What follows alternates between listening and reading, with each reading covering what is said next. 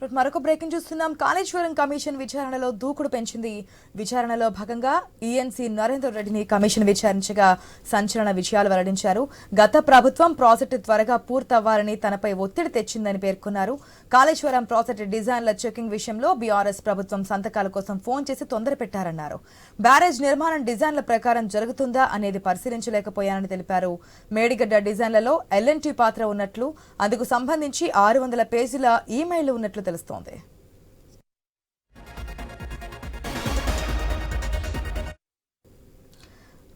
Kaleshwaram commission విచారణలో దూకుడు పెంచింది. విచారణలో భాగంగా ఈఎన్సీ నరేందర్ రెడ్డిని కమిషన్ విచారించగా ఆయన సంచలన కామెంట్స్ అయితే చేస్తున్నారు. కీలక విషయాలు కూడా బయటపెడుతున్నట్టు తెలుస్తుంది. పూర్తి అప్డేట్స్ మా ప్రతినిధి ప్రశాంత్ ద్వారా తెలుసుకుందాం. ప్రశాంత్.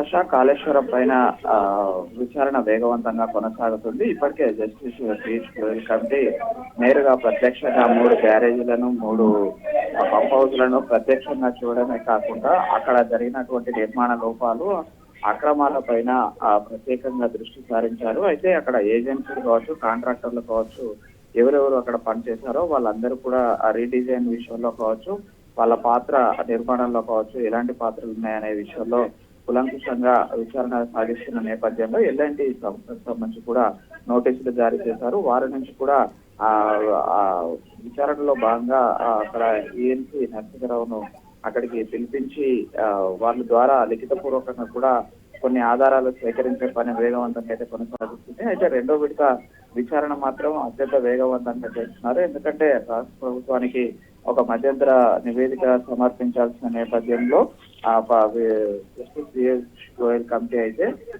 చాలా వేగవంతంగా అటు హైకోర్టు, సుప్రీంకోర్టు ఉత్తర్వుల నేపథ్యంలో విచారణ విషయంలో ఎలాంటి ఆంక్షలు లేని నేపథ్యంలో వాళ్ళు అన్ని ఏజెన్సీల విషయంలో కావచ్చు, కాంట్రాక్టర్ల విషయంలో, అధికారుల విషయంలోనైతే విచారణ వేగవంతంగా కొనసాగిస్తున్నారు. ఆశ మొత్తానికి అయితే కాళేశ్వరంలో జరిగిన లోపాలకు కావచ్చు, నిర్మాణంలో లోపాలు కావచ్చు, అక్రమాలు కావచ్చు, అక్కడ జరిగిన కుంగుబాటుకు సంబంధించి అయితే కులంకుషంగానైతే కమిటీ విచారణ వేగవంతంగా కొనసాగిస్తుంది.